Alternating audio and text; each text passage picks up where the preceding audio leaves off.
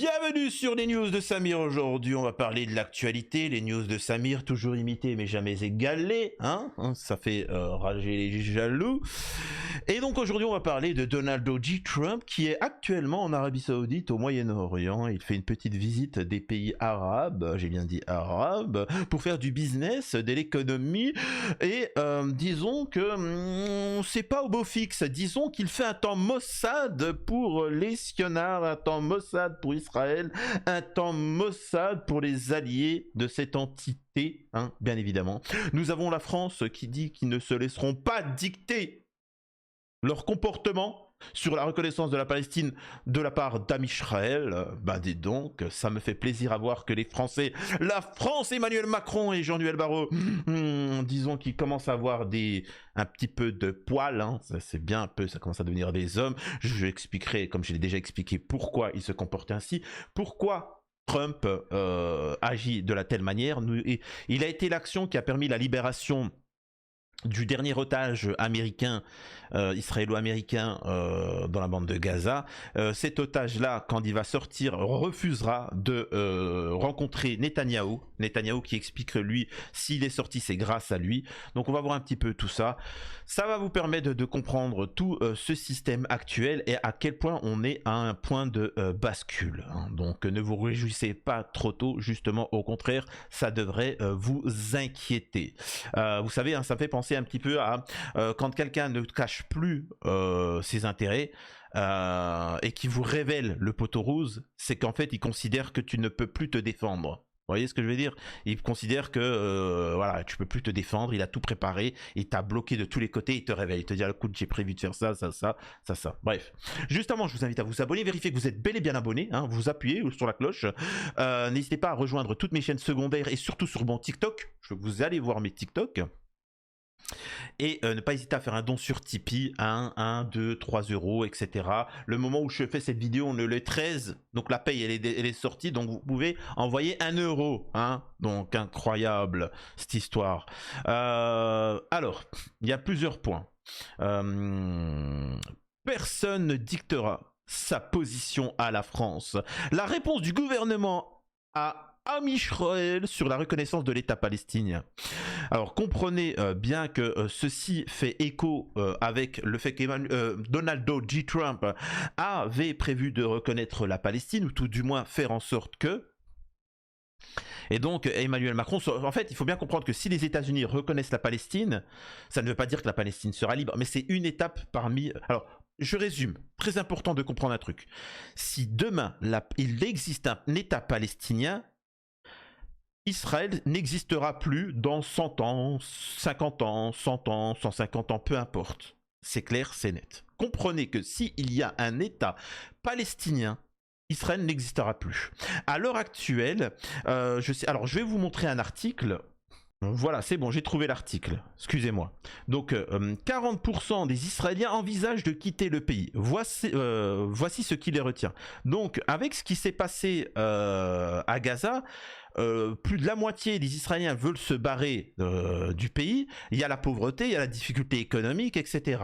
Donc, je le répète, s'ils n'ont pas le soutien des Occidentaux, ce pays va s'effondrer. Si l'État palestinien est créé, c'est fini, hein, c'est fini, hein, sachez, c'est truqué. Et c'est pour ça que, logiquement, et on ne peut pas en vouloir à Netanyahou ou au Sionard d'empêcher tout ceci d'arriver, hein. Donc ça, faut bien le comprendre. Maintenant, depuis que Donald Trump est arrivé au pouvoir, lui c'est du business, hein. C'est du business. Lui il pense intérêt, il en a rien à battre de Amisraël ou je ne sais quoi. C'est regardons par exemple le tweet de Jason Hickel, hein, qui dit Trump a reçu 230 millions des Sionards en 2024 pour son élection. Trump a reçu 400 millions du Qatar. Trump a reçu 600 milliards d'investissement de l'Arabie Saoudite. Donc voilà, donc en résumé, Trump il pense au business. Il se dit qui est-ce qui a ôté la vie à JFK? Il en a parlé. C'est pas Kamala Harris, la pro-palestinienne, qui a dit ça, hein. Il s'est dit qui c'est qui a ôté la vie à JFK, qui c'est qui a fait endetter les États-Unis, qui c'est qui a fait ceci ou cela, etc. Et il se rend compte que plutôt que de s'allier avec entre guillemets les pays arabes, entre guillemets pour la Palestine, bah ça lui permettra de gagner plus d'argent. Donc il a choisi son camp. Je le rappelle, il n'est pas pro ceci ou cela. Maintenant, regardez juste les actes. Moi, je me rappelle de Kamala Harris, la pro-palestinienne, où ça bombardait tous les jours la Palestine, etc., et ainsi de suite. Et depuis que Donald Trump est arrivé au pouvoir et qui s'est fait critiquer par Puff Daddy, il s'est fait critiquer par Rima Hassan, hein, qui s'est fait critiquer par tout ça. On a essayé de lui ôter la vie. C'est pas sans raison, les enfants. C'est pas sans raison. Hein. Donc, il suffit pas de dire Free Palestine pour vouloir les intérêts de la Palestine. D'ailleurs, j'ai une petite demande pour les gens en commentaire s'ils peuvent me renseigner à propos de Rima Hassan. Je l'entends plus là. Qu'est-ce qui se passe? Il y a la Chine qui brave le blocus israélien qui lâche de l'aide. Pourquoi elle n'en parle pas de la Chine? Pourquoi elle parle pas de cette réunion en Russie pour un événement où ils ont accueilli la Palestine? Pourquoi elle ne parle pas de ça? Je comprends pas, moi. Pourquoi elle ne parle pas des propos de Trump sur la Palestine? Je comprends pas, hein? Incroyable. Je vous le dis une chose, hein. Si la Palestine devait être libre, vous pensez qu'il y aurait la fête en France, il y aurait une fête? Je vous jure qu'il y en a plein qui pleureraient, hein. Parce qu'il n'y aurait plus moyen de gagner de la thune, de se taper des gonzesses et d'aller dans les manifs et gagner des intérêts. Bref. Donc je le répète, Donald Trump avait prévu de reconnaître l'État palestinien et les Français étant au courant de ça, ils se disent on va le devancer. Hein. C'est pour ça qu'on va le faire nous aussi. Le ministre des Affaires étrangères, Jean-Noël Barrot, a indiqué ce mardi à l'Assemblée nationale qu'il croit à une solution politique durable pour la région, à la fois dans l'intérêt d'Israël comme celui des Palestiniens. Personne ne dictera sa position à la France, pardi. Sur la reconnaissance d'un État palestinien, a lancé ce mardi 13 mai le chef de la diplomatie française en réponse à son homologue israélien Gideon Sa'ar qui a récemment menacé de mesures unilatérales les pays qui feraient ce choix-là. Donc normal, hein, c'est-à-dire que vraiment, ouvertement, le mec a menacé la France. Alors, dans ce genre de menace, sachez ce que c'est que tu auras des Maghrébins qui vont dire Wallah, couscous merguez, vraiment, il faut un califat islamique en France, Wallah, Wallah, tout ça, et voilà. Et en face, tu auras des pseudo-droitards, tous, les deux sont financés par les mêmes groupes, hein, et qui vont te dire une France blanche, patriotique, vive l'arme, guerre civile. Les gars, c'est tout, hein. Mais il n'y a pas d'autre chose, il n'y a pas d'autre histoire. La France le fera parce que la France croit à une solution politique durable pour la région, dans l'intérêt de la sécurité d'Israël comme dans l'intérêt de la sécurité des Palestiniens. Moi qui n'aime pas Jean-Noël Barrot, moi qui n'aime pas Emmanuel Macron, je trouve ça très bien. Tant mieux que la France reconnaisse. C'est positif pour les Palestiniens. Ça me fait chier que ce soit Macron qui le fasse, mais voilà. Maintenant, je vous pose une question. Pourquoi Mélenchon critique cet événement-là? Pourquoi Rima Hassan critique ce moment-là? Parce que pour les prochaines élections, dans les manifestations, ils ne pourront plus dire Free Palestine. Si vous votez pour nous, on va reconnaître l'État de Palestine. Donc ça les fait chier. C'est pour ça qu'ils aimeraient bien que ça n'arrive pas. C'est tout. C'est comme je vous ai dit, il y en a qui défendent leurs intérêts et il y a des gens qui défendent la cause. C'est tout. Une possible reconnaissance en juin. Le 9 avril dernier, Emmanuel Macron a annoncé que la France pourrait reconnaître un État palestinien en juin à l'occasion d'une conférence qu'elle co-présidera avec l'Arabie Saoudite à New York. On doit aller vers une reconnaissance et donc dans les prochains mois on ira, explique-t-il dans une interview à la chaîne France 5 accordée à son retour d'un voyage en Égypte. Notre objectif, c'est quelque part en juin avec l'Arabie Saoudite de présider cette conférence où on pourrait finaliser ce mouvement de reconnaissance réciproque par plusieurs États. Donc voilà. Donc ouais, bon, alors on va pas lire l'article, hein, on a compris un petit peu ce qu'il en était de tout ça. Netanyahou exclut tout arrêt des combats et dit chercher des pays prêts à accueillir les habitants. Bah moi je suis totalement d'accord avec Netanyahou. Je sais pas pourquoi vous le critiquez. Pour une fois, Netanyahou, vous voyez comme quoi que la pression permet de faire changer les choses. Il faut croire en l'humain. L'humain peut changer. Netanyahou explique que les Palestiniens doivent être accueillis par dans un pays. Il essaie de trouver. Moi, j'ai la solution. C'est l'actuel Israël. Hein. Voilà, tout simplement. Il faut que les Palestiniens du monde entier puissent réinvestir ce pays qu'est Israël. Hein. Donc voilà. Donc, c'est tout. C'est bon, on a trouvé. C'est bon, on est content. Allez, On passe à la suite. Incroyable. Le Premier ministre israélien a écarté toute pause dans la guerre contre le Hamas dans la bande de Gaza et indiqué chercher des pays pour accueillir les habitants de l'enclave. Le Premier ministre israélien Benjamin Netanyahou, alors Benjamin Netanyahou, grand ami de Kamala Harris, la pro-palestinienne, et de Joe Biden. Hein. Je rappelle que Biden, que Trump lui a dit que c'était un FDP.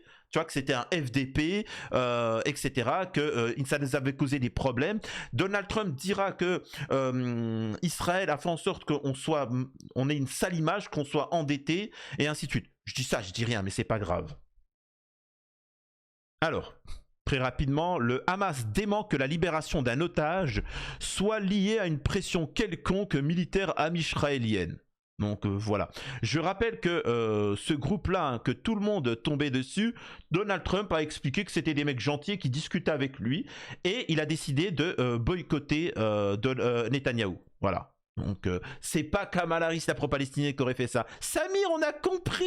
C'est bon, on a compris qu'en fait Kamala Harris, elle est pas pro-palestinienne et qu'en fait Trump, il est beaucoup plus pro-palestinien. Non, non, non, non, non, non. Pendant des mois, vous m'avez dit, tu n'es pas un musulman, tu n'es pas un vrai palestinien. Rima Assad, elle a dit. Voilà. Qui c'est qui avait raison, les enfants? Ah, vous vous taisez, tu vois. Vous vous taisez. Incroyable.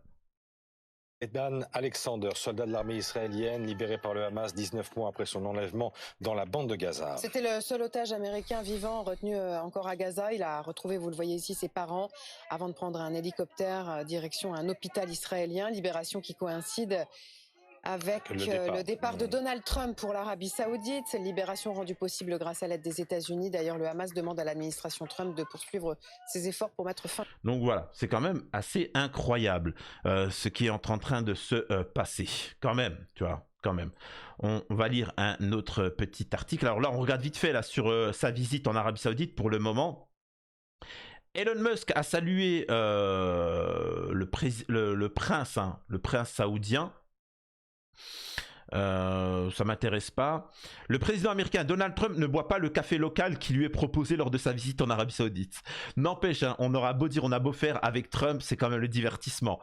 C'est-à-dire que là, on a un café. Alors, il faut savoir que l'Arabie Saoudite, pour ceux qui n'y ont jamais été, c'est un désert. Hein. Vraiment, c'est un désert. C'est religieusement, c'est très intéressant à y aller, mais c'est un désert. Point. C'est pas. Ne pensez pas que c'est l'Algérie ou la Tunisie. C'est un désert. Et donc, forcément, au niveau culinaire, il n'y a pas grand-chose. Hein. Au niveau culinaire, un désert, t'as pas de quoi faire de la cuisine. C'est comme par exemple, on parle des gâteaux arabes. Par exemple, il y a des gâteaux algériens. On te dit c'est des gâteaux arabes. Non, non, non. Les Arabes, il y a rien. C'est un désert. Il n'y a pas de gâteau, tu vois. Mais ce qui me fait rire, c'est regarder la tête de Trump quand il reçoit cette offrande de ce café. Tout le monde boit une petite gorgée pour faire, voilà, par politesse. Et Donald Trump... attendez, je vous mets le passage. Il a pas bu, attendez. Oh, il est où ce passage, là? Voilà. Regardez, il regarde à droite, à gauche. Voilà. Il se dit, c'est quoi ce café de dégueulasse, là? Ce café aux épices. Tu vois. Et ça, c'est ce qui fait que Donald J. Trump, je suis le seul à avoir défendu Donald J. Trump en France, le seul influenceur à l'avoir défendu, parce que moi aussi, je ne comprends pas ces cafés aux épices et ces pains d'épices. Hein. Ce pain d'épices, c'est quoi cette histoire? Il y a encore des gens qui apprécient le pain d'épices. Incroyable, un pain aux épices. Puis ils nous font manger ça quand on est enfant. Non, mais attendez, vous n'avez pas honte? Respectez-nous. Donc on se rend compte que là, il y a du business. On voit qu'avec l'Arabie Saoudite, il y a un business. Et Donald Trump se rend compte que il a deux opportunités. Soit il crée le chaos, la troisième ère mondiale au Moyen-Orient et par conséquent dans le monde, et qu'au final tout le monde s'effondre. Ou soit, s'il ne le fait pas, il se rend compte avec eux qu'il peut faire du business. Et ben donc, son choix est tout fait. Parce qu'il pense aux intérêts américains et pas aux intérêts d'Israël. Et ça change toute la donne. Donc voilà, regardez ça. Nous avons ici aujourd'hui l'un des plus grands chefs d'entreprise du monde, déclare Trump à Riyad. Aux États-Unis, ce sont probablement 2 millions d'emplois dont il est question lors de cette visite. Voilà. Là où avec Israël, c'est juste de la perte financière, de la perte humaine, de la perte humanitaire, de la perte en fait dans tous les domaines. Voilà la seule et unique différence. Netanyahou a déclaré que l'armée israélienne entrerait dans Gaza avec toute sa force dans les prochains jours pour détruire le Hamas et qu'il n'y aura aucune situation où nous arrêterons la guerre. Voilà malheureusement ce qu'on doit subir, vivre à l'heure actuelle. Un dernier propos de Donald Trump qui s'exprime. Regardez ça les enfants. Gotta be good to Gaza. Those people are suffering. We got to be good to Gaza. We're going to take care of that. There's a very big need. Alors, la traduction. Nous devons être bons envers Gaza. Les gens là-bas souffrent. Nous allons nous en occuper. Moi, Donald Trump et pas Kamala Harris, la pro-palestinienne. Il y a un besoin urgent de médicaments et de nourriture. Moi, Donald J. Trump, j'y répondrai. Nous faisons pression sur les Israéliens. Attendez 2 secondes, on me dit qu'il y a Kamala Harris, la pro-palestinienne, qui veut s'exprimer. Ouais. Nous soutiendrons Israël quoi qu'il en coûte. Ah ok, d'accord. C'est particulier cette histoire. Hein, incroyable. Ou votez Mélenchon. Hein, votez Mélenchon, vous inquiétez pas. Pathétique. Bref. Vraiment tout ça encore une fois pour vous faire comprendre que souvent les hommes politiques, les médias, dans les manifs, on essaie de vous faire de l'émotion. La politique c'est pas de l'émotion. Prenons le cas de l'Algérie. L'Algérie par exemple, la France avait un empire colonial. Elle avait un empire colonial avec plusieurs colonies, etc. L'Algérie c'était particulier parce que c'était une colonisation aussi de peuplement. Voilà, c'était pas juste on dirigeait, on prenait des ressources. Non, il y avait des millions de colons qui venaient prendre le terrain.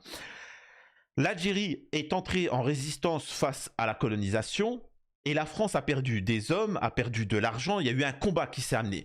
Tellement le combat a été violent que ça devenait trop cher de gérer toutes les autres colonies. Donc ils ont lâché les autres colonies pour se concentrer sur l'Algérie. Et ça a tellement été long, fatigant, etc. Bah, au bout d'un moment qu'ils ont dû abandonner. Vous voyez ce que je veux dire? Eh ben, c'est la même chose avec la Palestine. Faut bien que vous compreniez que déjà ceux qui vont libérer la Palestine, c'est pas Trump, c'est pas ceci ou cela, c'est les Palestiniens sur le terrain eux-mêmes. Excusez-moi, les Gazaouis. J'ai pas dit les Cisjordaniens. Les Gazaouis, c'est eux qui vont libérer la Palestine. Parce qu'ils vont tellement affaiblir Amisraël que Amisraël va être obligé de demander encore plus d'argent aux Occidentaux. Les Occidentaux n'en ont plus. Au bout d'un moment, il y a un ras-le-bol. Et donc, ça va les affaiblir. Et eux, ils vont être de plus en plus radicaux. Et voilà. Donc, c'est ça l'histoire. Donc, il faut continuer. Il faut continuer à être solidaire. Il faut continuer, nous, en Occident, à s'organiser pour faire en sorte d'arrêter de donner de l'argent à ces gens-là. Et surtout, montrer aux gens qui, soi-disant, se font manipuler par la propagande sionarde, qu'il y a tout intérêt pour la France, pour les États-Unis, pour la Belgique, à faire du business avec les pays arabes, avec la Turquie, avec l'Iran, avec la Syrie, enfin pas la Syrie de Jolani, mais avec le Liban, avec l'Algérie, etc., que de soutenir Amisraël qui ne nous rapporte que des problèmes. Donc voilà. C'est factuel. C'est pas de l'émotion là, tu vois. Je suis pas en train de dire qui c'est qui a raison ou pas. Ça m'intéresse pas. Bien évidemment que les Palestiniens sont dans leur bon droit, mais c'est pas ça le souci. C'est pas ça le souci. Voilà, c'est juste ce que je voulais dire par rapport à sa visite en Arabie Saoudite. J'espère que ça vous a plu. N'hésitez pas à vous abonner et à la prochaine sur les news de Samir.